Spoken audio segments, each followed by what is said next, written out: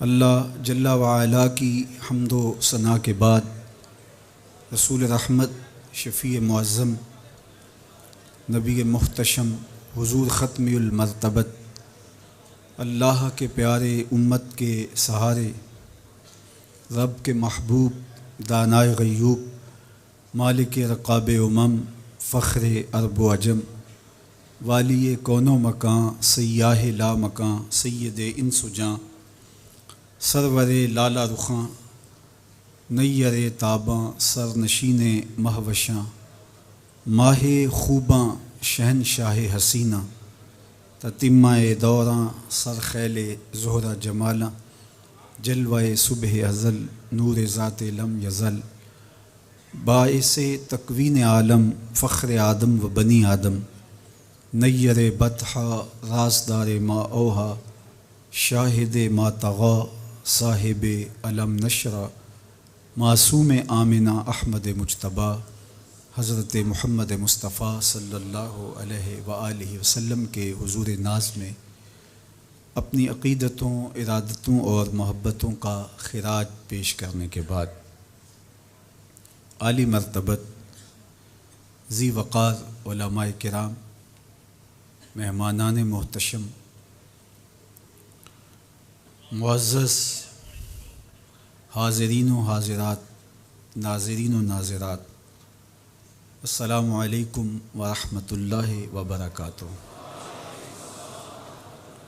کتاب رحمت قرآن مجید نے ہمیں مخاطبت کرتے ہوئے ارشاد فرمایا، وَكَذَلِكَ جَعَلْنَاكُمْ أُمَّةً وَسَطًا، کہ ہم نے آپ کو امت وسط بنایا۔ تو دو چیزیں یہاں بیان فرمائی گئیں، ایک تو ہمارا نام، ہمارا تعارف، ہماری پہچان امت کے ذریعے سے کی گئی ہے کہ تم امت ہو، اور یہ وہ امت ہے جو میرے حضور نے جوڑی ہے۔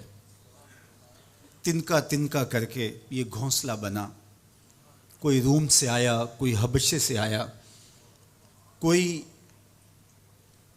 فارس سے آیا، کوئی مکے کا باسی تھا، کوئی مدینے کا رہائشی تھا، کوئی یمن سے سفر کرتا ہوا آن پہنچا، اور یہ ایک امت بنی۔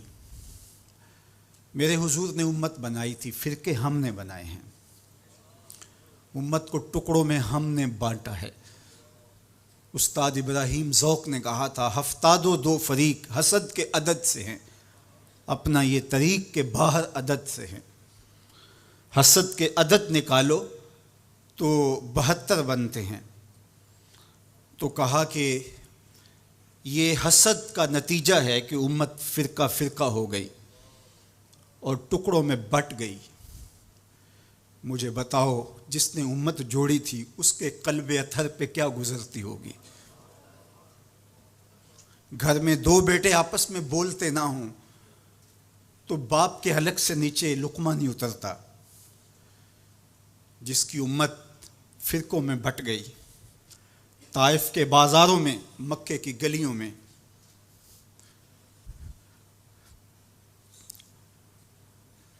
اور کہاں کہاں میرے حضور نے اس امت کے لیے دکھ جھیلے، تکلیفیں سہی،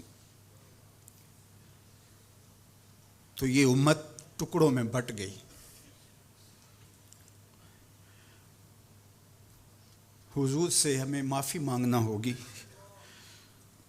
چھوڑ کے آپ کا دامن رحمت، آقا ہم سے بھول ہوئی، کھو دی اپنی قدر و قیمت، آقا ہم سے بھول ہوئی۔ دیکھ ہماری آنکھ مچولی، اپنے سینے اپنی گولی، بھول گئے ہم درس اخوت، آقا ہم سے بھول ہوئی۔ بن گئے سیم و زر کے بندے، تن کے اجلے من کے گندے، لٹ گئی ہم سے فقر کی دولت، آقا ہم سے بھول ہوئی۔ دنیا کے ٹھکرائے ہوئے ہیں، تیرے در پہ آئے ہوئے ہیں، کھول دے اپنا باب رحمت، آقا ہم سے بھول ہوئی۔ ہم سے غلطی ہوئی کہ ہم ٹکڑوں میں بٹ گئے، ہم گروہوں میں بٹ گئے، اور اس کا نتیجہ کیا ہے؟ آج پوری امت زخم زخم ہے، پوری امت لہو لہو ہے۔ کہا تمہاری ہوا اکھڑ جائے گی اگر تم نے حبل اللہ کو چھوڑ دیا، اللہ کی رسی کو چھوڑ دیا، تم نے رسول کے دامن کو ترک کر دیا، تم گروہی تقسیمات پہ یقین رکھنے لگے، تم نے 1.5 اینٹ کی مسجد کھڑی کر لی، تم تقسیم در تقسیم کے عمل سے گزرتے رہے، تم امت سے فرقوں سے جماعتیں، جماعتوں سے لابیاں، اور لڑکتے لڑکتے تم ٹکڑے ٹکڑے ہو گئے، تم کرچی کرچی ہو گئے، تو پھر تمہاری ہوا اکھڑ جائے گی، دنیا میں تمہاری کوئی عزت نہیں رہے گی۔ آج حضور کے قلب اطہر پہ کیا گزرتی ہوگی جب شام کی بچیوں کے منہ پہ تماچے مارے جاتے ہیں، جب بغداد میں حضور کی امت خانمہ برباد نظر آتی ہے، جب برما میں آری لے کر کے اعضاء کاٹ دیے جاتے ہیں، جب دشت لیلہ سے لے کے کندھار تک اور غزہ سے لے کے کشمیر تک لاشیں ہی لاشیں بکھری ہوئی نظر آتی ہیں،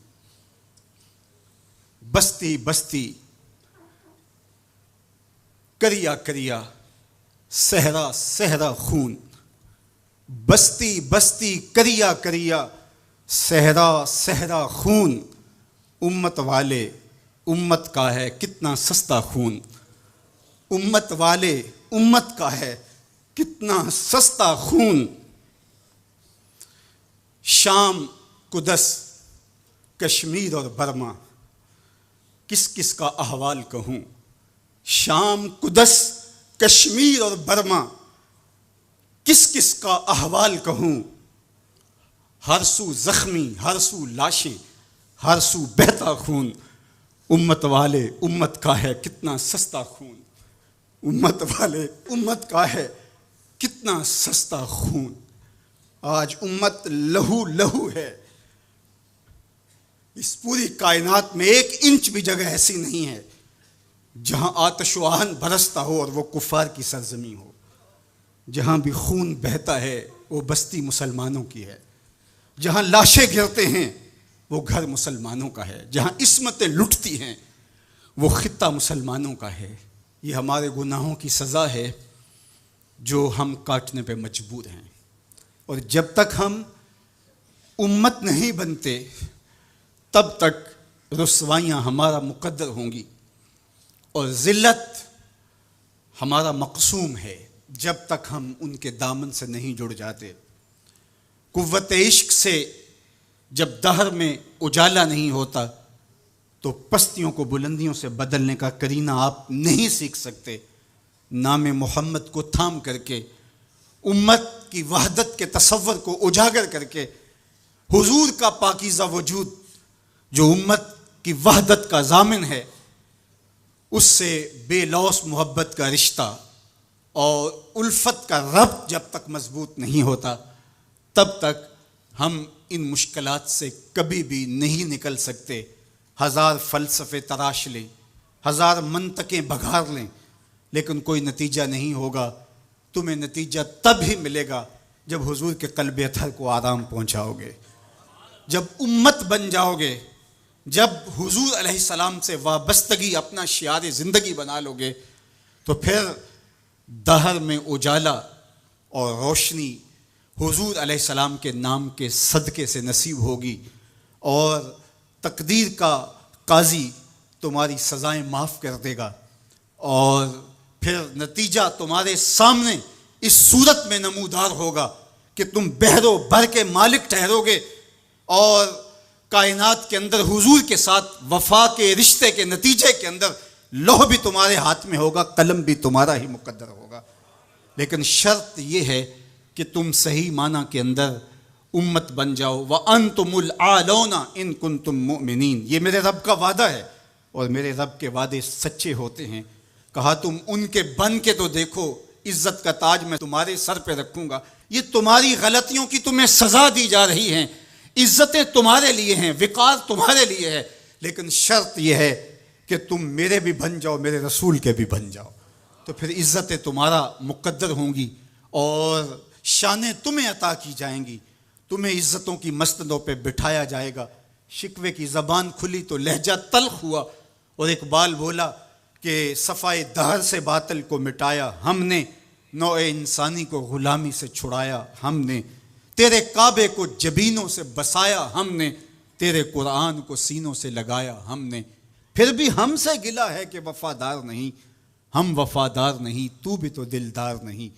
تو آواز آئی صفائے دہر سے باطل کو مٹایا کس نے، نوع انسانی کو غلامی سے چھڑایا کس نے، میرے کعبے کو جبینوں سے بسایا کس نے، میرے قرآن کو سینوں سے لگایا کس نے، تھے تو آبا وہ تمہارے ہی مگر تم کیا ہو، ہاتھ پہ ہاتھ دھرے منتظر فردا ہو، ہر کوئی مست مئے ذوق تن آسانی ہے، تم مسلمان ہو یہ انداز مسلمانی ہے، حیدری فقر ہے نئے دولت عثمانی ہے، تم کو اسلاف سے کیا نسبت روحانی ہے، وہ معزز تھے زمانے میں مسلمان ہو کر، تم خار ہوئے تارک قرآن ہو کر۔ جب تم میرے تھے تو خالد بن ولید کے پاس زہر کی شیشی لے کے پادری آتا ہے، تو حضرت خالد بن ولید پکڑ کے خود اس کو پی جاتے ہیں، اور وہ منتظر ہوتا ہے کہ تھوڑی دیر کے بعد یہ گریں گے اور موت واقع ہوگی، لیکن معمولی پسینے کے بعد حضرت خالد بن ولید کھڑے ہو کے کہتے ہیں میرے رب نے موت نہ لکھی ہو تو موت نہیں آ سکتی، آؤ رب کا ڈر سینے میں پال لو، زمانہ تم سے ڈرنا سیکھ لے گا، ان کے ہو جاؤ زمانہ تمہارا ہو جائے گا، ان سے وابستگی اختیار کرو پھر زمانہ تمہاری نوکری کرے گا۔ پھر میں اقبال کے لہجے میں کہنا چاہوں گا کہ محمد سے وفا تو نے تو ہم تیرے ہیں، یہ جہاں چیز ہے کیا لوح و قلم تیرے ہیں، پھر کائنات تمہاری باج گزار ہوگی، تمہاری دہلیز کی لونڈی ہوگی، زمانہ تمہارا نوکر ہوگا، شرط یہ ہے تم امت بن کے دکھاؤ، تم نے امت بننا ہے، تم نے رسول اللہ کا غلام بننا ہے، تمہارا لب و لہجہ بتائے ہم حضور کی امتی ہیں، تمہارا طرز زندگی بتائے تم حضور کی امتی ہو، تمہارا کردار بتائے تم ترازو پہ کچھ تول رہے ہو، تو لوگ دوسری طرف بھی منہ کر کے کھڑے ہو جائیں یہ غلط نہیں تول سکتا، یہ امت رسول ہے، تم بول رہے ہو لوگوں کو یقین ہو کہ یہ جھوٹ نہیں بول سکتا، یہ رسول اللہ کا امتی ہے، تمہارا طرز زندگی بتائے میں امت رسول ہوں، تمہاری وحدت، تمہارا زور ہے، تمہاری طاقت ہے، تمہاری توانائی ہے، تو فرمایا وَكَذَلِكَ جَعَلْنَاكُمْ أُمَّةً، ہم نے تو امت بنایا تھا تمہیں،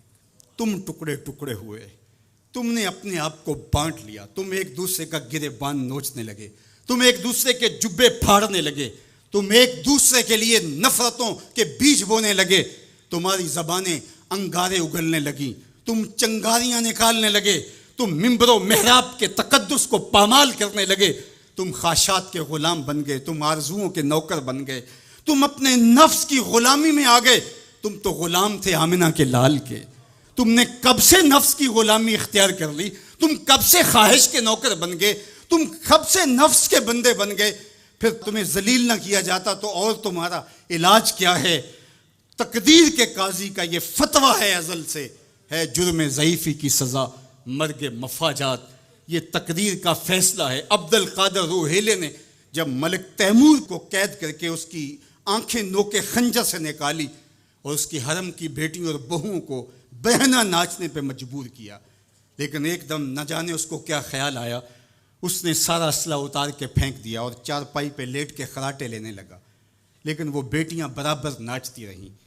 تو عبد القادر روحیلہ کھڑا ہوا اور اس نے کہا کہ میں ایک سپاہی ہوں اور اس حالت کے اندر اسلحہ اتار کے خراٹے لینے لگ جانا یہ ایک سپاہی کی شان کے لائق نہیں ہوتا، یہ میرا تکلف تھا، یہ میری بناوٹ تھی، مجھے خیال آ گیا کہ میں نے بہت زیادتی کی ہے اور میں یوں لیٹا، میرا خیال تھا کہ تیمور کی کوئی بیٹی میرے ہی خنجر سے میرا گلا چیر دے گی، لیکن اس کے باوجود تم برابر ناچتی رہیں، حمیت نام تھا جس کا گئی تیمور کے گھر سے۔ اس نے کہا کہ اب میں حق بجانب ہوں جو میں نے آپ کے ساتھ کیا، اس لیے کہ میرے خنجر کو پڑا ہوا دیکھ کے اور مجھے خراٹے لیتے ہوئے دیکھنے کے باوجود بھی جب تم ناچ رہی ہو تو پھر میں نے غلط نہیں کیا، تمہارا علاج یہی تھا، جب ہماری بیٹیاں غیروں کے نرغے میں ہوں، جب ہمارے گلے چیرے جا رہے ہوں، جب شام اجڑ رہا ہو، جب برما میں آریوں کے ساتھ انسانی اعضاء کاٹے جا رہے ہوں، جب بغداد کے اندر اس امت کی شہزادیاں بھیک مانگنے پہ مجبور ہوں، تو مجھے بتاؤ اس زمانے میں بھی ہم ایک دوسرے کے گریبان نوچیں گے؟ تو پھر جو ہمارے ساتھ ہو رہا ہے یہ ہماری سزا تھی، ہمیں امت بنایا گیا تھا، ہم نفس کے غلام بن گئے، ہم خواہشات کے نوکر بن گئے۔ تو میرے رب نے کہا وَكَذَلِكَ جَعَلْنَاكُمْ أُمَّةً، دوسری بات وسطا، تمہیں امت وسط بنایا۔ امت وسط اس کے 3 معنی امام قرطبی نے کیے ہیں، باعظمت امت، با کمال امت، اور تیسرا معنی معتدل امت۔ عظمت کے جس معراج پہ تمہیں بٹھایا تھا وہ کسی اور کا مقصوم نہیں تھا۔ جعلت لی الارض مسجدا، پوری کائنات کو تمہارے لیے مسجد بنا دیا گیا، تمہیں یہ عزت دی۔ حضور نے فرمایا میں آخری نبی ہوں، وَأَنْتُمْ آخر الامم، اور تم آخری امت ہو، پس خدا بر ما شریعت ختم کر، بر رسول ما رسالت ختم کر، ہمیں آخری امت بنایا گیا۔ کنتم خیر امت اخرجت للناس تامرون بالمعروف وتنہون عن المنکر، یہ مجھے کہا گیا، یہ آپ کو کہا گیا، تم خیر امت ہو۔ ذرا گریبان میں جھانک کر کے دیکھیں، مجھے کہا گیا میں خیر ہوں، آپ کو کہا گیا خیر ہوں، یار یہ نسبت میرے حضور کی ہے۔ تو تم خیر سے جڑے ہو، تم بھی خیر بن گئے ہو، تم خیر امت ہو، تمہیں عزتوں کی مسند دی گئی، جو معراج، جو مقام، جو مرتبہ، جو رفعت تمہیں دیا گیا وہ کسی اور کا مقصوم نہیں ہے، تم خیر امت قرار پائے۔ اللہ اکبر۔ تو کہا اس سے مراد باعظمت امت ہے۔ دوسرا معنی با کمال امت، جو عزت، جو شرف، جو مرتبہ، جو مقام تمہیں دیا گیا، جو کمال، عروج اور بانکپن تمہارا مقصوم ہے، وہ کسی اور امت کا مقصوم نہیں ہے۔ حضور نے ارشاد فرمایا ایک بندہ صبح سے لے کر کے ظہر تک مزدوری کرتا ہے، اس کو ایک قیراط دیا جاتا ہے۔ ایک ظہر سے لے کر عصر تک مزدوری کرتا ہے، اس کا وقت تھوڑا ہے لیکن مزدوری اس کو بھی ایک قیراط دی جاتی ہے۔ اور تیسرا شخص عصر سے لے کر مغرب تک مزدوری کرتا ہے، دونوں سے کم تھوڑا وقت لگاتا ہے لیکن اس کو 2 قیراط دیے جاتے ہیں۔ فرمایا پہلی مثال یہود کی ہے، دوسری مثال نصارہ کی، اور تیسری مثال میری امت کی ہے۔ تھوڑے عمل پر زیادہ اجر رکھا گیا۔ من جاء بالحسنۃ فلہ عشر امثالھا، ایک نیکی کرو گے 10 کا ثواب ملے گا۔ یہ اس امت کو اعزاز دیا گیا، یہ امت کو تکریم دی گئی۔ ایک بچہ حفظ قرآن کرتا ہے اور اپنے خاندان کے لوگوں کی شفاعت کرتا چلا جاتا ہے۔ بڑھاپے میں اترتا ہے ایک شخص، عمر کی کثرت کی وجہ سے وہ خاندان کی شفاعت کا اہل ہو جاتا ہے۔ کیا کیا شرف نہیں دیے گئے، کیا کیا مقام نہیں دیا گیا۔ اس امت کو عزتوں کی مسند پہ بٹھا دیا گیا۔ قیامت کے دن اعضائے وضو سے چمکتی ہوئی یہ امت سامنے آئے گی، دور سے پہچانے جائیں گے یہ محمد عربی کے غلام ہیں، چونکہ ان کے اعضاء چمک رہیں گے، روشنی نکل رہی ہوگی ان کے وجود سے۔ تیسرا معنی امت وسط کا معتدل امت، اعتدال کی راہوں پہ چلنے والی، نہ یہود کی طرح اور نہ نصارہ کی طرح افراط و تفریط کا شکار نہیں ہوں گے، بلکہ یہ اعتدال کی راہوں پہ گامزن ہوں گے، عقائد میں، اعمال میں، رویوں میں، طرز زندگی میں، انداز معاشرت میں، گفتگو میں، کلام میں، ہر لحاظ سے یہ اعتدال کی راہوں کے مسافر ہوں گے۔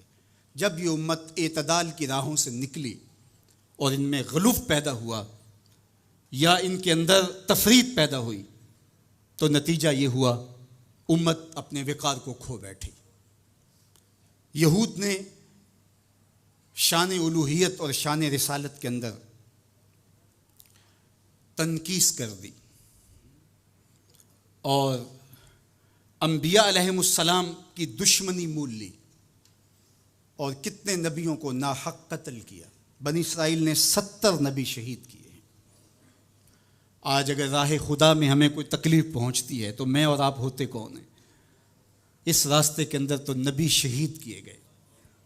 امام رازی نے تفسیر کبیر میں لکھا ہے کہ مکے سے طائف تک 70 ایسے نبیوں کی قبریں ہیں جن کی وفات صرف بھوک کی وجہ سے ہوئی ہے۔ یہ دین یوں ہی ہمارے تک نہیں پہنچا، یہ قدریں ہمارے تک یوں ہی نہیں پہنچی، ہمارے اسلاف کی قربانیوں کا نتیجہ ہے۔ اور دوسری جانب نصارہ نے انبیاء کے باب میں ایسا غلو کیا اور توحید کے عقیدے کو بھی بگاڑ کے رکھ دیا، حضرت عیسیٰ کو خدا کا بیٹا قرار دے دیا۔ تقانیم ثلاثہ میں مبتلا ہو کر کے 3 وجودوں کو انہوں نے معبود قرار دیا اور 3 وجودوں کے مجموعے کو الہ کہا۔ افراط اور تفریط کی راہوں پہ گامزن ہونے والے گمراہیوں کا شکار ہوئے، لیکن مجھے میرے دین نے، میرے اسلام نے جو عقیدہ دیا وہ صراط مستقیم کا عقیدہ دیا۔ اور ہر روز ہر نمازی ہر نماز کی ہر رکعت میں اصالتاً یا وقالتاً یہ کہتا ہے اہدنا الصراط المستقیم۔ یہ اتنی ضرورت ہے ہماری کہ اللہ سے مستقیم راہ مانگے، کہ چونکہ دونوں جانب لڑکنے کے اندیشے لمحہ لمحہ موجود ہیں، پھر اس کو اجالنے کے لیے آگے کہہ دیا کہ غیر المغضوب علیہم ولا الضالین، یعنی نہ تو گمراہوں کا راستہ اور نہ جن پر تیرا غضب ہوا ان کا راستہ، نہ افراط نہ تفریط کی راہ۔ مالک مجھے مستقیم راہوں کا مسافر رکھنا، سیدھی راہ پہ گامزن رکھنا، چونکہ سیدھی راہ پہ گامزن ہونا ہی ہدایت کی علامت ہے۔ جب ترازو کے دونوں پلڑے برابر رہتے ہیں تو اس کو عدل کہتے ہیں، اسی سے اعتدال نکلا ہے۔ کوئی پلڑا جھکا نہیں تو عدل کا نظم خراب نہیں ہوا۔ تم لمحہ لمحہ عدل کی راہوں پہ گامزن رہو گے، اپنا محاسبہ کرتے رہو گے، اپنے عقائد کا محاسبہ کرتے رہو گے، تمہارے عقائد میں خرابی نہیں آنی چاہیے۔ تمہارے 3 بنیادی عقیدے ہیں، عقیدہ توحید، عقیدہ رسالت اور عقیدہ آخرت۔ ان عقیدوں میں کبھی بھی بگاڑ نہ آنے دینا۔ اللہ جل شانہ کی جو شانیں ہیں، اللہ کی جو عظمت ہے، وہ تمہارے رگ و ریشہ میں ہر وقت اس کا رعب اور اس کی خشیت موجود رہنی چاہیے۔ انبیاء علیہ السلام کی عظمتوں کے باوجود کہیں ایسا نہ ہو کہ تمہارے عقیدوں کے اندر خرابی آئے اور تم کہیں غلوف کا شکار ہو جاؤ، جس طرح کہ نصارہ نے کیا۔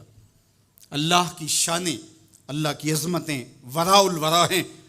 اور پھر دوسری بات، کہیں ایسا نہ ہو کہ توحید کے نشے میں تم انبیاء کی تکثیر کرنے لگ جاؤ اور نبی کی شان تمہارے لیے تکلیف کا سبب بننے لگ جائیں۔ شاید اس سے توحید میں کوئی فرق آتا ہے۔ میاں توحید میں فرق نبی کی عظمت سے کیسے آئے گا؟ اس لیے کہ نبی کو عظمت دینے والا تو میرا رب ہی ہے۔ وَرَفَعْنَا لَكَ ذِكْرَكَ۔ اور پھر تیسری بات، عقیدہ آخرت۔ آخرت کا عقیدہ یہ ہے کہ ہم نے اس دنیا پر بیٹھ نہیں رہنا، بہرحال اللہ کی طرف سے جو اس کے علم میں متعین ہماری زندگی ہے اس کو گزارنے کے بعد ہم نے یہاں سے رخصت ہونا ہے۔ وہ ہم جوانی میں چلے جائیں، ہم بڑھاپے میں چلے جائیں، یا ارذل العمر کے بعد ہم اس دنیا سے رخصت ہوں، یا بچپن میں چلے جائیں، یہ ہمارے علم میں نہیں ہے، یہ امر ہم سے مخفی رکھا گیا، یہ اللہ کی حکمت ہے۔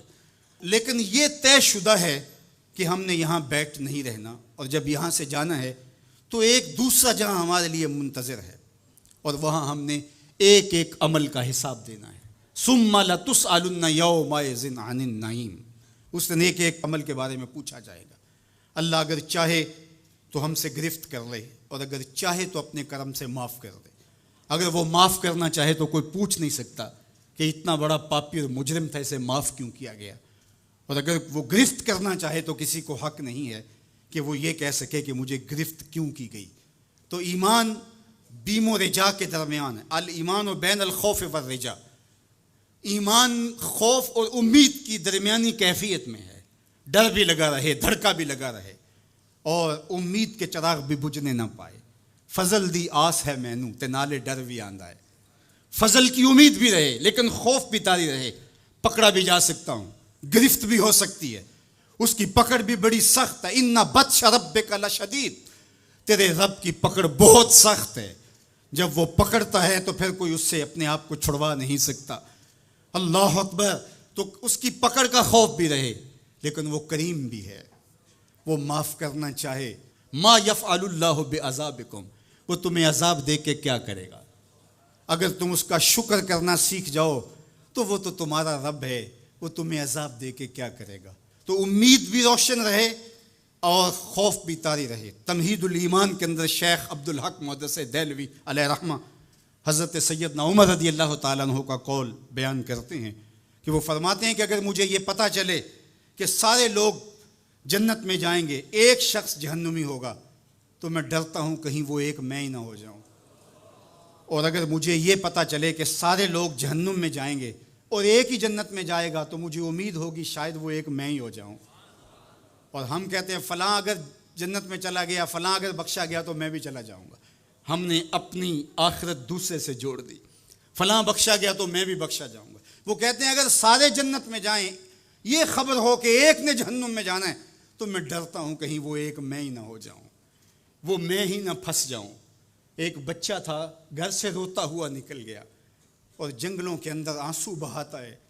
کوئی درویش ملا، اس نے کہا کیا ہوا؟ کہا مجھے اللہ سے بڑا ڈر لگتا ہے۔ میرے حضرت قبلہ خواجہ محمد یعقوب مصطفی رحمۃ اللہ تعالیٰ علیہ، آپ کے یہاں نشان پڑ گئے تھے رو رو کے، ان کی ہڈیوں میں درد بھرا ہوا تھا، یہاں رو رو کے نشان پڑ گئے تھے۔ تو یہاں ایک بزرگ ہوتے تھے، انتقال کر گئے۔ وہ کہتے ہیں ایک دن میں گیا تو انہوں نے دونوں اپنے گھٹنے کھڑے کیے تھے اور اپنی باہیں اس کے گرد لپیٹی ہوئی تھیں اور ایسے سر جھکایا تھا۔ تو میں نے جا کے سلام کیا تو انہوں نے سر اٹھایا تو وہ رو رہے تھے۔ تو میں نے کہا کہ آپ اتنا روتے کیوں ہیں؟ تو وہ کہتے ہیں کہ ان کے انداز نے میرے اندر درد بھر دیا۔ انہوں نے ایسے سر اٹھایا اور کہا اس سے ڈر آتا ہے، اس سے ڈر آتا ہے۔ کرم دی آس ہے مینوں تے نالے ڈر بھی آندا ہے، فضل دی آس ہے مینوں تے نالے ڈر بھی آندا ہے۔ یہ امید کہ میری بخشش و مغفرت ہو، اور یہ خوف کہ اگر میں پکڑا گیا۔ تو وہ بچہ رو رہا تھا، تو اس فقیر نے پوچھا بیٹے کیوں رو رہے؟ کہ اللہ کا ڈر آتا ہے۔ تو کہا تمہارے دامن پہ تو گناہ ہی نہیں۔ کہتے ہیں بڑے کی عزت اس لیے کرو کہ اس کی نیکیاں زیادہ ہوں گی، اور چھوٹے کی تکریم اور شفقت اس لیے کرو اس کے دامن پہ گناہ نہیں ہے۔ اللہ اکبر۔ ہم لوگوں کے گناہ دیکھتے ہیں اور اپنی خوبیاں دیکھتے ہیں۔ صوفیاء کا ایک جملہ ذہن کی تختی پہ لکھ لیجئے، جب عیب دیکھنے کا شوق آئے وہ کہتے ہیں اپنے اندر اتر جاؤ، اور جب خوبیاں دیکھنے کا شوق آئے تو دوسروں کو دیکھو، دوسروں کو دیکھو، کسی کے اندر کوئی خوبی، کسی کے اندر کوئی خوبی۔ تو کہا کہ اللہ سے ڈر آتا ہے۔ تو کہا کہ بیٹے تم نے تو گناہ ہی کوئی نہیں کیے۔ تو کہا آج میں نے عجیب ماجرا دیکھا جس نے مجھے گھر سے نکال دیا۔ کہا کیا؟ کہا کہ میری ماں کھانا پکانے کے لیے چولہے میں آگ جلانے لگی، تو اس نے لکڑیاں رکھی، تو لکڑیوں کو آگ نہیں لگ رہی تھی، تو اس نے چھوٹی چھوٹی لکڑیاں توڑ کے پہلے نیچے رکھی اور پھر ان کو آگ لگائی۔ ان کو آگ لگی تو پھر بڑی لکڑیوں کو بھی لگی۔ تو میں روتا ہوا گھر سے بھاگ آیا ہوں جنگل میں، کہیں ایسا نہ ہو کہ قیامت کے دن بڑے بڑے مجرموں کو آگ نہ لگے تو چھوٹے چھوٹوں کو رکھ دیا جائے۔ تو جب خوف سرایت کرتا ہے تو یہاں عمر نہیں دیکھی جاتی، اور بڈھا پاپی سب سے بدترین شخص وہ ہے جو بڑھاپے کے باوجود بھی بدکاری نہیں چھوڑتا۔ کہتے ہیں جب کوئی بندہ 40 سال کا ہوتا ہے پھر اس کا عذر باقی نہیں رہتا، 40 سال تک اس کا عذر باقی رہتا ہے، لیکن جب 40 سال کا ہو جائے، اب سن کہولت میں آ گیا، اب اگر وہ گناہ کرتا ہے تو کوئی عذر نہیں ہے۔ ہڈیاں کمبن گوڈے کھڑکن تے اڑ گیا لک تیرا، اجے بھی بدیوں باز نہ آئیوں جیو مرد دلیرا، یا ایھا الانسان ما غرک بربک الکریم۔ میرا رب پکار پکار کے کہہ رہا ہے او بھاگنے والے انسان آجا پلٹ کے، تیرا رب بڑا ہی کریم ہے۔ میں یہ بات 100 بار کہی، میرے سننے والے مجھ سے 1000 بار سن چکے، لیکن لفظوں کی چاشنی اور امید کی ایسی جگمگاتی کرنیں روشن ہوتی ہیں کہ دل میں چراغاں ہو جاتا ہے، اور جب میں یہ بول رہا ہوتا ہوں تو میرے اندر پھل جھڑیاں پھوٹ رہی ہوتی ہیں، اور اللہ کے تشکر کے اندر درد کی کیفیت بھی پیدا ہو رہی ہوتی ہے کہ وہ رحمت بھرے لہجے میں پکار کے کہہ رہے سرکش کو، متمرد کو، باغی کو جو اس کی دہلیز چھوڑ کے بھاگ گیا، او بھاگنے والے آجا پلٹ کے، تیرا رب بڑا ہی کریم ہے۔ کوئی ایسے بھی آواز دیتا ہے، کوئی ایسے بھی مجرم کو پکارتا ہے۔ یہاں رک کے میں ایک اور جملہ بھی کہنا چاہتا ہوں۔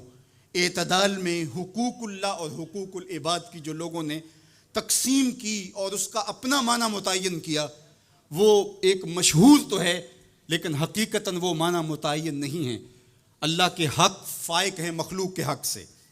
عمومی طور پہ کہا جاتا ہے یار حقوق اللہ کی خیر ہے، بس حقوق العباد کا خیال رکھو۔ یہ عمومی بات کہی جاتی ہے. تو یہ بات اچھی طرح ذہن نشین کر رہے ہیں. یہ بھی آپ کے اعمال میں اور آپ کی افکار میں اور آپ کے نظریات میں غلو پیدا ہو گیا کہ آپ نے اللہ کے حق کو کمتر سمجھ لیا اور مخلوق کے حق کو غالب سمجھ لیا. ایسا نہیں ہے، اللہ کے حق سب سے زیادہ ہیں. اللہ تعالیٰ قرآن مجید میں ایک موقع پر ارشاد فرمایا وَمَا قَدَرُ اللَّهَ حَقَّ قَدْرِهِ، انہوں نے اللہ کی قدر کا حق ہی ادا نہیں کیا. وہ تمہارا خالق لگتا ہے، خالق کے بڑھ کے حق کس کے زیادہ ہو سکتی. تو جو مختلف روایات کے اندر حقوق العباد کی طرف توجہ دلائے گی تو اس کا مطلب یہ ہے، مفہوم یہ ہے کہ اللہ تو کریم ہے، وہ معاف کر دے گا، بندہ تو معاف نہیں کرے گا. بالخصوص قیامت کے دن جب پھنس گیا اور اس کی اپنی بدعمالیاں بھی اس کے پاس ہوئیں اور کسی نے اس کا حق غصب کیا ہوا ہوگا تو پھر کیا ہوگا؟ اب وہ تو خود پھنسا ہوا ہے تو وہ کبھی نہیں چھوڑے گا. اب اللہ تعالیٰ کس طرح اس معاملے کا حل فرمائے گا کہ یہ شخص جس نے حق کھایا ہے، جس نے زیادتی کی ہے، تو اس دوسرے شخص کو اپنی نیکیاں دے گا. نیکیاں لینے کے باوجود بھی اگر وہ پاپی اتنا بڑا ہے کہ ابھی بھی کام نہیں بنتا اور اس کے ذمے قرض بھی باقی رہ گیا تو پھر یہ اس کو اپنے گناہ دے گا. تو اب قیامت کے دن کون چھوڑے گا؟ جہنم کی دہکتی ہوئی آگ سامنے ہوگی اور ایک بندہ پھنسا ہے اور یہ بھی پھنسا ہوا ہے تو اس کی جان اس کو اپنے گناہ دے کے اس کی نیکیاں لے کے چھوٹ رہی ہے تو وہ کیسے معاف کرے گا؟ وہ نہیں معاف کرے گا. اس لیے اس معنی کے اندر کہا کہ حقوق العباد میں کوتاہی نہ کرنا، اس لیے کہ اس کی معافی نہیں کرے گا. وہ اس کے پاس ایک چیز ہاتھ لگ جائے گی وہ تو غنیمت سمجھے گا. تو اس کا یہ مطلب بھی کہیں نہیں ہے کہ بندے کے حق کہیں غالب اور زیادہ ہیں، اللہ کے حق کم ہیں. جو حق بندے کا اللہ پر ہے، اللہ نے تو پیدا کیا ہے. الذی خلقک فسواک فعدلک، کہا تیرے حق میرے اوپر زیادہ ہے اس لیے کہ میں تیرا خالق لگتا ہوں. میں آپ سے پوچھتا ہوں اس دنیا پر، اس عالم رنگ و بو میں، اس مادی کائنات میں سب سے زیادہ آپ کے کندھوں پر کس کے حق ہیں؟ تو آپ سب کہیں گے ماں کے حق. حضور سے بھی پوچھا گیا من ابرو، حضور میں سب سے زیادہ کس کے ساتھ حسن سلوک کروں؟ یہ حضور سے سوال کیا گیا تو میرے آقا کریم نے فرمایا امک، اپنی ماں کے ساتھ. تو اس نے پھر دوبارہ سوال کیا، پھر حضور نے فرمایا کہ اپنی ماں کے ساتھ. پھر کہا حضور میں سب سے زیادہ نیکی کس سے کروں؟ میری نیکیوں کا، میرے حسن سلوک کا سب سے زیادہ حقدار کون ہے؟ تو آقا کریم نے فرمایا امک، تیری ماں. تو پھر اس نے چوتھی مرتبہ کہا تو حضور نے فرمایا تیرا باپ. تو 3 مرتبہ حضور نے ماں کا ذکر کیا. علماء نے یہاں لکھا کہ والد اولاد کی تربیت کرنے کے لیے مشقت سہتا ہے، کمائی کرتا ہے، یہ ایک مرحلہ ہے اس کا. ماں 9 ماہ تک اس کو اپنے پیٹ میں رکھتی ہے، ایک مرحلہ یہ. پھر ولادت کا دوسرا مرحلہ، زچہ بچہ دونوں کے لیے موت و حیات کی کشمکش ہے. اور تیسرا مرحلہ اس کی تربیت کا جس کا باپ شامل ہوتا ہے. تو ماں کے 3 حق بیان کیے اور باپ کا ایک حق بیان کیا. مجھے بتاؤ وہ ماں اور وہ باپ جو اولاد کو اپنی آنکھوں کا تارا اور نور نظر کہتی ہے، کیا اس کے حق ساری زندگی بھی کوئی لگا رہے تو ادا کر سکتا ہے؟ کسی نے کہا کہ میں نے ماں کو اپنے کندھوں پہ اٹھا کے حج کروایا اور موسم میں حدت اور گرمی اتنی تھی کہ اگر گوشت کا ٹکڑا زمین پہ پتھر پہ ڈال دیا جاتا تو وہ بھن کے کباب بن جاتا. کیا میں نے اپنی ماں کا حق ادا کر دیا؟ کہا تیری ولادت کے وقت جو اس نے تکلیف سہی، اس تکلیف کے ایک جھٹکے کا حق بھی ادا نہیں ہوا. یہ تیری ماں ہے. کیا تو اتنی بے وفا ہو گئی ہے کہ اس ماں کی مرضی اب تیری مرضی نہیں رہی؟ وہ باپ جس کی ہڈیاں بھی درد کر رہی ہیں اور وہ مزدوروں والے اڈے پہ بیٹھا ہے اور جب کوئی مزدور لینے آتا ہے تو اس سے صحیح طرح سے اٹھا بھی نہیں جاتا، پھر بھی کلی والا ڈبہ اٹھا کے آگے بڑھتا ہے اور مزدور لینے والے شخص کے ساتھ لپٹ کے چمٹ کے کہتا ہے کہ بابو مجھے لے جاؤ، 10 روپے کم دے دینا، میں نے اپنی بیٹی کی کالج کی فیس دینی ہے. وہ باپ جس کی ہڈیاں دکھ رہی ہیں اور جا کے دیوار پر کلی کر رہا ہے، اس کی کمائی سے کالج میں پڑھنے والی بیٹی کو ایک خاتون ایک سجے ہوئے دفتر میں بٹھاتی ہے اور کہتے تو پدر شاہی نظام کے خلاف بغاوت کر، تیرا جسم تو تیری مرضی ہونی چاہیے، باپ ہوتا کون ہے؟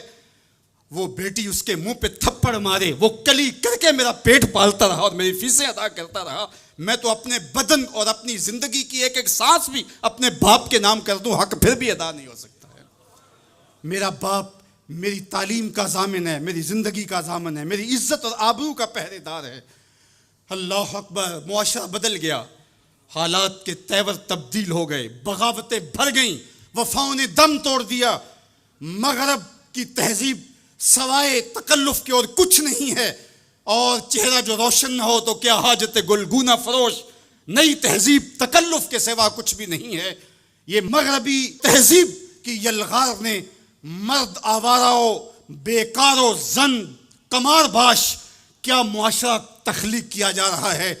میرے حضور کے غلاموں، آؤ ہم نے دین حضور سے لینا ہے، اور یہ سارے چونچلے اور یہ ساری مغربی وظیفہ خور تنظیمیں یہ دم توڑ کے رہ جائیں گی۔ اس کائنات کے اندر اور اس وطن کے اندر جھنڈا لہرائے گا تو محمد عربی کے نظام کا ہی لہرائے گا انشاءاللہ۔ ہم حضور کے دین کو کھڑا کرنے کے لیے اور حضور کے نظم کو غالب کرنے کے لیے اپنی زندگی کے ایک ایک سانس کو حضور کے نام وقف کریں گے۔ میری زندگی کا مقصد تیرے دین کی سرفرازی، میں اسی لیے مسلمان، میں اسی لیے نمازی، میری زندگی کا ایک ایک لمحہ حضور کے دین کے لیے، حضور کے نام کے لیے۔ تو حقوق والدین کے جو ہے وہ بہت سارے ہیں، کہا تو اس کے ایک درد کے جھٹکے کا جواب بھی نہیں دے سکا۔ ماں اولاد سے جو محبت کرتی ہے اور جو ماں کے حق ہیں وہ اتنے زیادہ ہیں کہ کسی پیمانے میں اس کو تولا نہ جا سکے۔ میں کہا کرتا ہوں سمندر کی پاتال تک تو کوئی پہنچ گیا ہوگا، لیکن ماں کے پیار کا کنارہ آج تک کسی نے نہیں پایا۔ یہ سڑکوں کے کناروں پر بڑے بڑے ہیوی ترازو نصب کر دی گئے ہیں، پورا کنٹینر تول لیا جاتا ہے، لیکن آج تک ایسا ترازو میں نے نہیں دیکھا جس پر ماں کے پیار کو بھی تولا جا سکے۔ ماں جب بولتی ہے تو اس کے لہجے میں جبریل بولتا ہے، ماں جب مسکراتی ہے تو لگتا ہے جنت کی ساری کلیاں کھل اٹھی ہیں۔ اللہ نے ماں کے سینے میں وہ درد، وہ درک، وہ محبت، وہ چاہت، وہ پیار کا جہاں آباد کر دیا کہ سید خورشید گیلانی نے کہا تھا کہ اونچے ہوٹلوں میں کھانا کھانے میں وہ سرور کہاں جو چولہے پر بیٹھ کے ماں کے ہاتھوں سے پکی ہوئی چپاتیاں کھانے میں ملتا ہے۔ اور کہا اونچے اونچے اسٹیجوں پہ حضرت صاحب، عالی جناب، مفتی صاحب، قبلہ عالم، کیا کیا لفظ سننے کو ملتے ہیں، لیکن ان لفظوں میں وہ چاشنی کیا جو ماں کی زبان سے اوئے مٹھو اور اوئے ببلو کے اندر رکھی گئی ہے۔ ماں کے سینے میں تڑپتی ہوئی ممتا اور محبتوں کا جہاں، اس کی کوئی مثال ہی نہیں ہے۔ ماں کو اتنا پیار کیوں ہے اور ساری زندگی ماں کے حق ادا کرتا رہے پھر بھی حق ادا نہ ہو، کیوں؟ اس لیے کہ ماں نے جنم دیا ہے۔ یہی جواب ہے نا آپ کا کہ ماں اتنا پیار اس لیے کرتے، اس کے حق کتنے ہیں کہ میرے حضور نے کہا پھر ماں، پھر ماں، پھر ماں۔ اتنے حق کیوں ہیں؟ اس لیے کہ اس نے جنم دیا ہے۔ میرے جملے کو بار بار آپ نے سنا ہوگا، پھر سن لیجئے، جس نے جنم دیا ہے اس کو اتنا پیار ہے اور اس کے اتنے حق ہیں، تو جس نے خلق کیا ہے اس کو کتنا پیار ہوگا اور اس کے کتنے حق ہوں گے۔ تو اللہ کے حق غالب ہیں۔ تو یہ جو حقوق العباد کی تلقین کی جاتی ہے تو اس کا مفہوم یہ ہے کہ اس کی معافی نہیں ہوگی۔ انسان ہے، نہیں معاف کرے گا، وہ کریم ہے، معاف کر دے گا۔ تو اس کا یہ مطلب کبھی بھی نہیں نکلتا کہ جو ہے وہ اللہ کے حق کوئی کمزور ہے اور مخلوق کے حق غالب ہیں۔ ہمارے اوپر سب سے بڑا حق ہمارے اللہ کا ہے، پھر رسول اللہ کے حق ہیں، پھر اس کے بعد ہماری ماں کے، ہمارے باپ کے، ہمارے مرشدوں کے، ہمارے استاد۔ ہم احسان فراموش لوگ نہیں ہیں، ہم جس کا بھی حق ہو اس کو پورا کرتے ہیں۔ مولا کائنات سیدنا علی المرتضیٰ فرماتے ہیں جس نے مجھے ایک حرف بھی پڑھایا اس نے مجھے اپنا غلام بنا لیا۔ ہم تھوڑی سی عزت ملنے پر آنکھیں سر پہ نہیں رکھ لینے والے لوگ، ہم احسان فراموش نہیں ہیں کہ کبھی باپ کو پدر شاہی نظام کے ساتھ مسترد کریں، کبھی ماں کے چہرے پہ لات مار دیں کہ تم کون ہوتی ہو میری زندگی میں مداخلت کرنے والی۔ ہم تو رشتہ بھی کرنا ہوتا ہے تو بوڑھی دادی امی سے بھی پوچھتے ہیں، جب تک وہ ہاں نہیں کرتی تو گھر کے اندر ماحول ہی نہیں بنتا ہے۔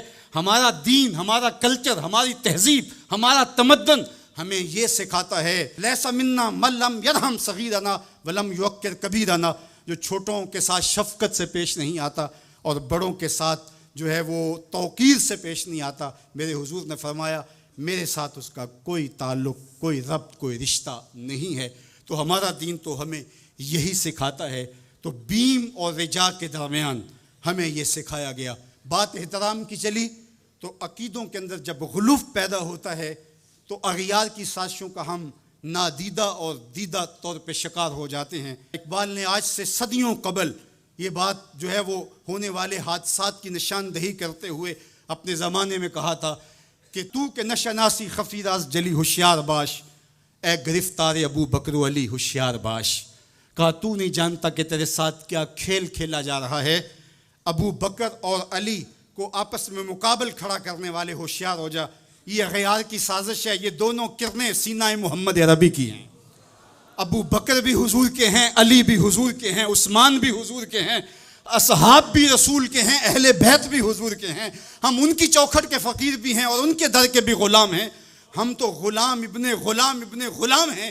ہمیں تو ان کی وساطت سے دین ملا ہے. ہم ایک کا نام لے کر کے دوسرے کی نفی نہیں کر سکتے.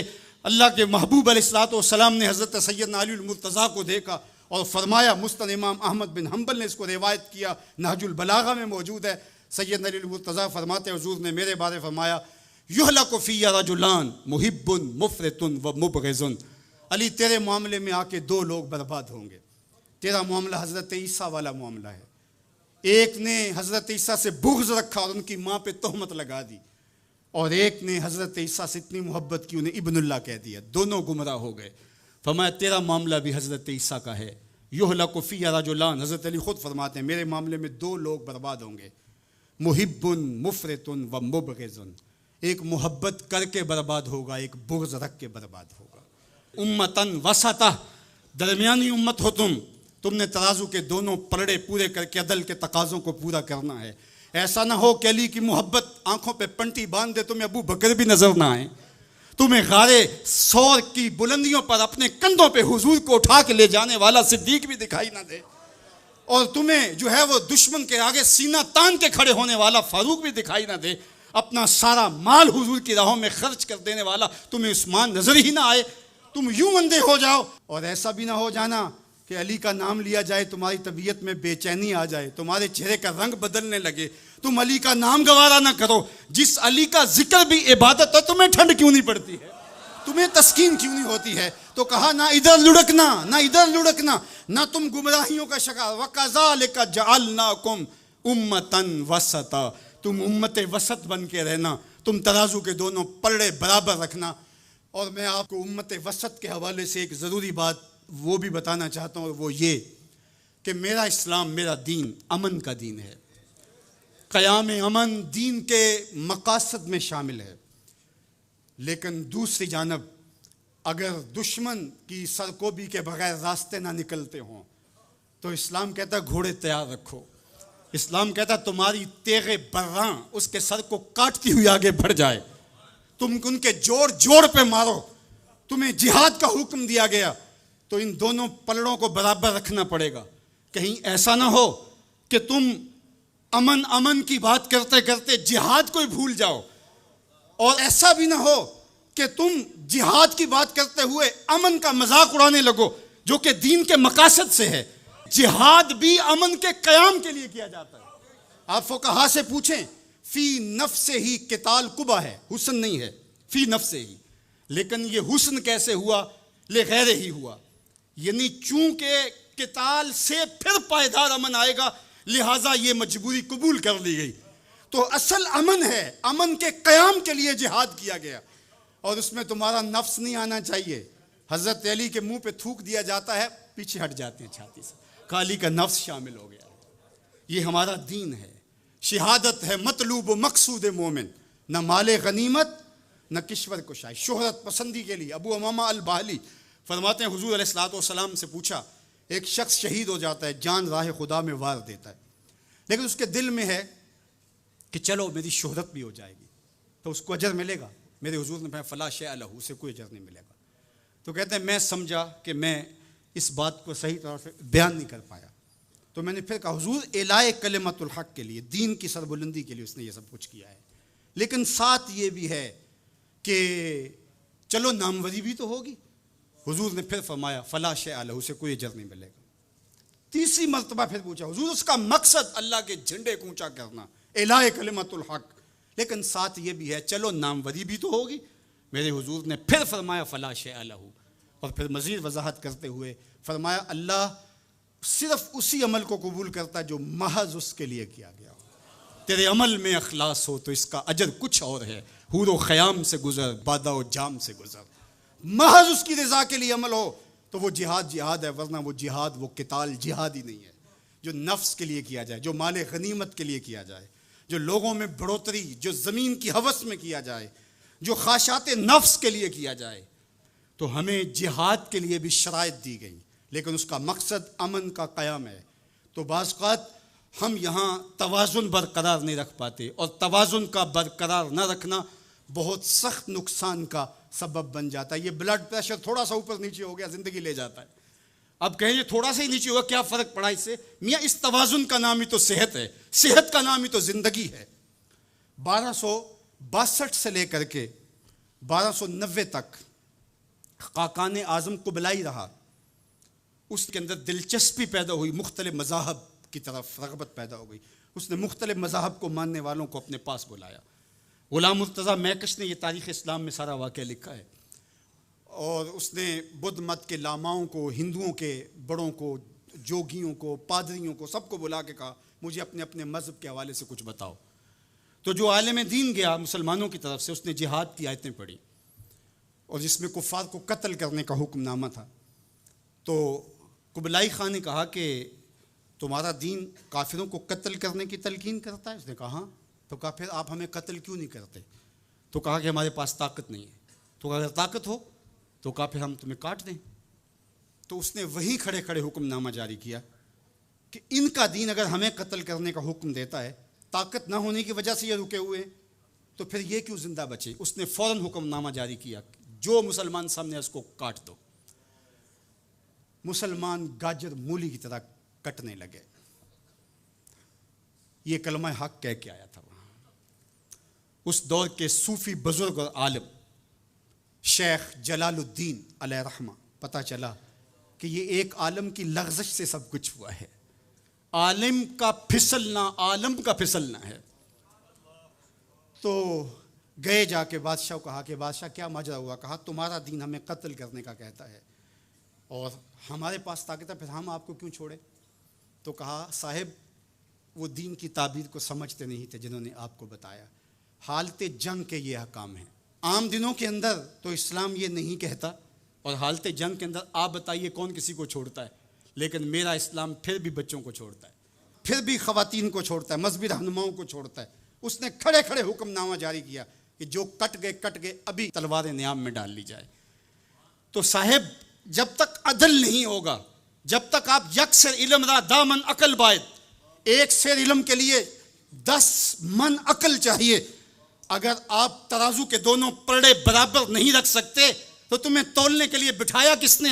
میرا رب کہتا ہے وَكَذَلِكَ جَعَلْنَاكُمْ أُمَّةً وَسَطًا، ہم نے تمہیں امت وسط بنایا۔ ترازو کے دونوں پلڑوں کو برابر رکھنا، دونوں پلڑوں کو جھکنے نہ دینا۔ اللہ کے محبوب علیہ السلام نے دونوں پلڑے رکھے۔ المومن غر کریم، مومن سادہ مزاج ہوتا ہے، بھولا بھالا سیدھا سادہ ہوتا ہے۔ اللہ اکبر۔ اب مومن کا سیدھا سادہ ہونا یہ کہیں ایسا ہی نہ ہو کہ لوگ اس کو دعوے لگاتے رہیں۔ کہا فطرتاً تو ایسا ہی ہوتا ہے، اس کی طبع ہے کہ وہ اعتبار کر لیتا ہے، لیکن دوسرے مقام پہ کہا بیلنس بھی کر لو۔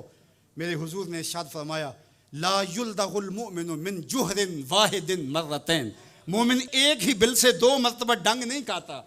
اگرچہ وہ چالاک نہیں ہے لیکن زیرک ضرور ہے، اگرچہ وہ مکار نہیں ہے لیکن بصیرت کا نور اللہ نے اس کے سینے میں رکھا ہے۔ کہا اس کی فراست قلبی سے ڈرو، وہ اللہ کے دیے ہوئے نور سے دیکھتا ہے، اس کو اللہ نے چراغاں دی ہے، اللہ نے اس کو روشنی عطا کی ہے۔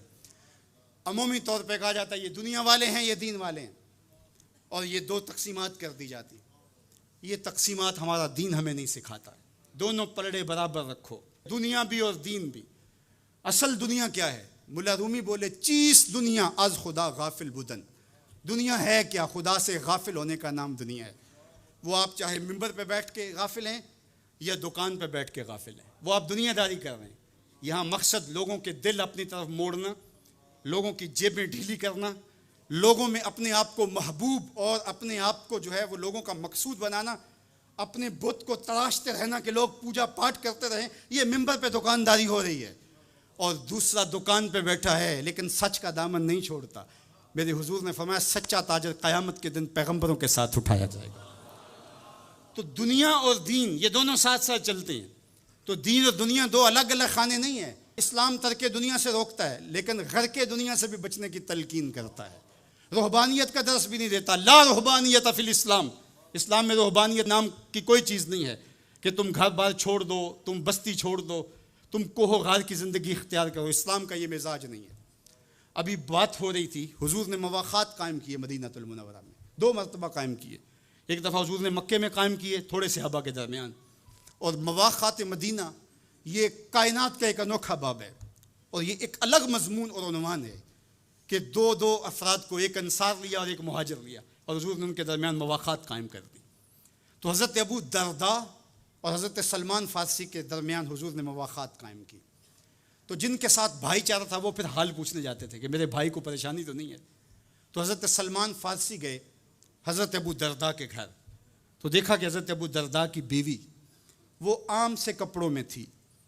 تو انہوں نے کہا کہ میری بہن یہ کیا ماجرا, میلے کچیلے واجبی سے کپڑے. تو کہا کہ تمہارے بھائی کو دنیا کے ساتھ کوئی رغبت نہیں ہے, عورت آراستہ ہو. حضور نے فرمایا کہ عورت کی خوبیاں بیان کی کہ بہترین عورت وہ ہے جب اس کا شوہر دیکھے اس کو تو اس سے خوش کر دے. وہ اس کا لباس اور طرز زندگی ایسا ہو کہ مرد کے لیے مسرت, خوشی اور سرشاری کا ذریعہ ہو, تاکہ اس کی نظر یکسو رہے اور اس کے خیالات پراگندہ نہ ہوں, اس کی سوچوں میں آوارگی نہ آنے پائے. تو کہا کہ تمہارے بھائی کو رغبت ہی نہیں ہے دنیا کے ساتھ, اس لیے مجھے اس کی کوئی ضرورت نہیں ہوتی. خیر حضرت ابو درداء آئے تو کھانا لائے. تو حضرت سلمان فارسی نے کہا کہ آپ بھی کھائیے. کہا میں روزے سے ہوں. کہا کہ میں تو نہیں کھاؤں گا جب تک آپ نہیں کھائیں گے. تو نفلی روزہ مہمان کے لیے توڑا جا سکتا ہے.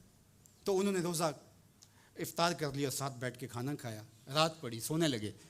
تو حضرت ابو درداء مصلی بچھا لیا. حضرت سلمان فارسی نے کہا کہ جناب آپ کو میرے ساتھ سونا پڑے گا. اللہ اکبر. یار وہ صوفی حضور کی تربیت کے پالے ہوئے تھے. آج تو پھر فتویٰ متوجہ ہو جاتا نا کہ اس نے مجھے نماز سے روکا ہے, یہ دارا اسلام سے خارج ہے. تو آپ نے کہا ٹھیک ہے, مہمان ہو, مہمان نوازی کا یہ بھی ایک ڈش ہے نا, چلو میں سو جاتا ہوں. سحری ہوئی تو سلمان فارسی اٹھے, ان کو اٹھایا, بیدار کیا, تہجد پڑھی دونوں نے. اور پھر حضرت سلمان فارسی نے کہا کہ تمہارا میں نے عمل دیکھا, تمہاری بیوی کے کپڑے میلے کچیلے تھے, تم نے روزہ رکھا ہوا تھا اور رات تم قیام کرتے ہو.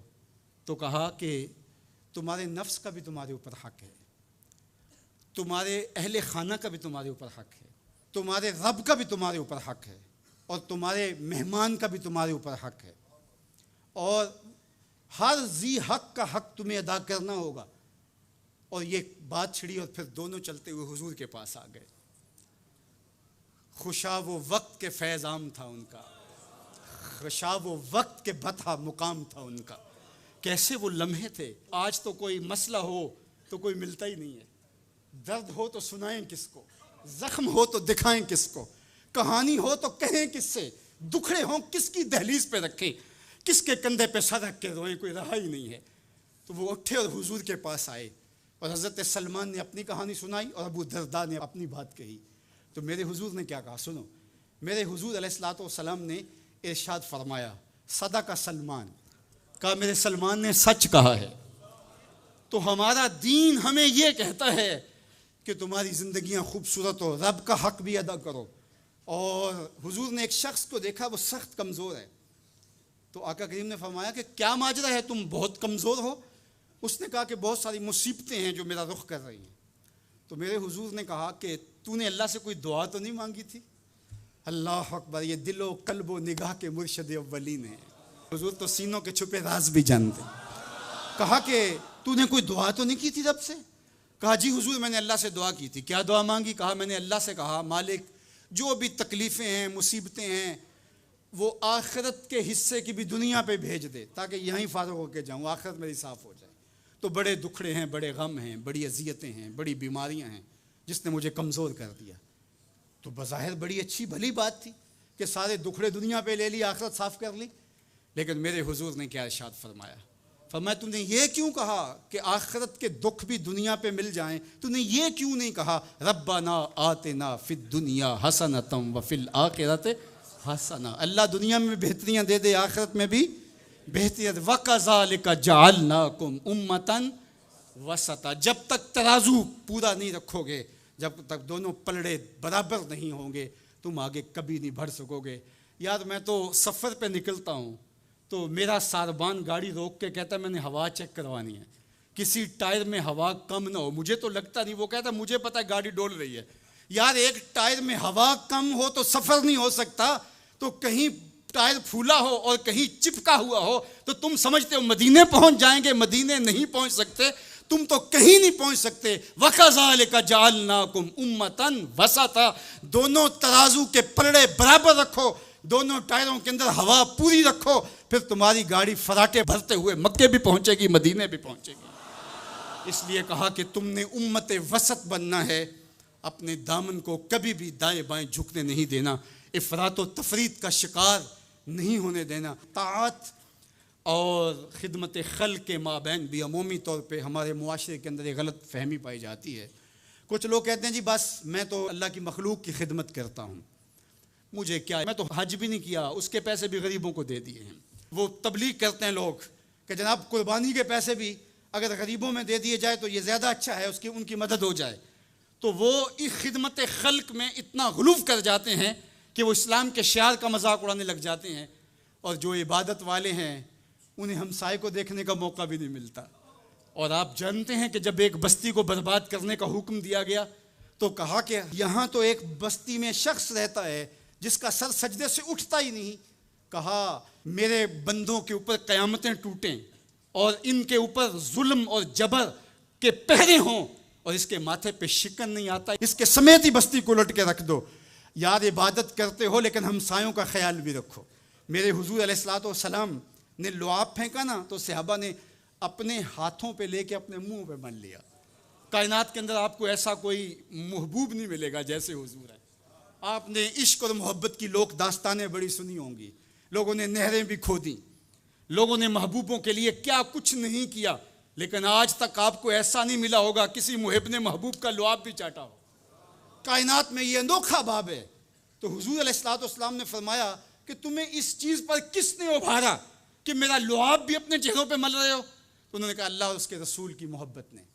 تو میرے حضور نے اس کی نفی نہیں کی، لیکن ساتھ ہی فرمایا اگر کوئی چاہتا ہے کہ اللہ اور اس کے رسول سے محبت کرے اور اللہ اور اس کا رسول اس سے محبت کرے تو وہ ہمسایوں کے حقوق کا خیال رکھے۔ یعنی تمہارا یہ پہلو بھی، تم عاشق رسول بھی ہو لیکن ہمسایوں کا بھی تو خیال رکھو۔ تمہارے گھر پہ جھنڈا تو لگا ہے حضور کے میلاد کا، لیکن اگر ہمسایوں کے گھر میں اندھیرا ہے تو یار اپنے گھر میں اس سال اگر چراغاں نہیں کر سکے، غریب ہمسائے کا میٹر کٹ گیا اس کا بل دے دو، آمنہ کا لال زیادہ خوش ہوگا، میلاد والا رسول زیادہ خوش ہوگا۔ اس لیے دونوں پلڑے برابر رکھو، نہ تو عبادات کے زعم میں تم خدمت خلق کو اور ہمسایوں کے حقوق کو، رشتہ داروں کے حقوق کو بھول جاؤ، اور نہ یہ کہ تم خدمت خلق کے نام پہ عبادات کا مذاق اڑانے لگو۔ وَكَذَلِكَ جَعَلْنَاكُمْ أُمَّةً وَسَطًا۔ ادارت المصطفیٰ دونوں بازوؤں کے ساتھ اڑنے کی فکر رکھتا ہے اور امت وسط کے مزاج کو لوگوں میں راسخ کرنا شروع ہوتا ہے۔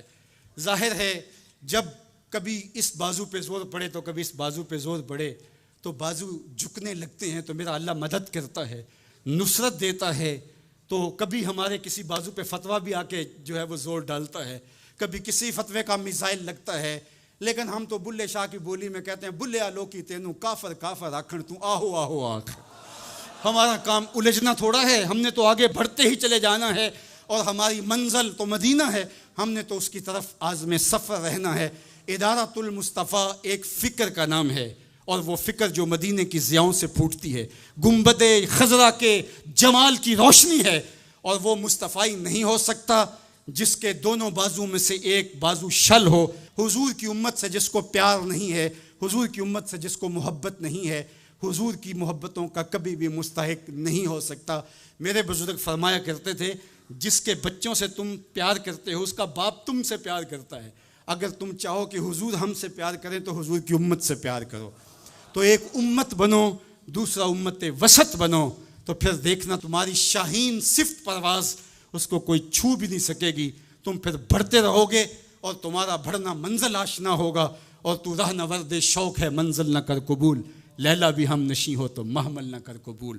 تیرا تو مطمع نظر، تیرا تو ہدف ہی کچھ اور ہے، تو دنیا کے لیے نہیں ہے، دنیا تیرے لیے ہے، تو خواہشات کا دیوانہ نہیں ہے، بلکہ خواہشات تیرے پیچھے دوڑیں گی اور زمانہ تیری دہلیز پہ باندیوں کی طرح نوکری کرے گا۔ من کان للہ کان اللہ لہو، تو ان کا ہو کے دیکھ، زمانہ تیرا ہو جائے گا۔